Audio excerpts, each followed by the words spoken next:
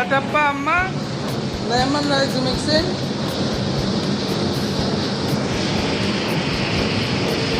कटप्पा अम्मा lemon rice mixing हो रहा है। चटनी के लिए मिर्ची है ये। चटनी, इडली चटनी गाइस, आप देख सकते हैं इडली का चटनी है। सिलेंडर घूम रहा है।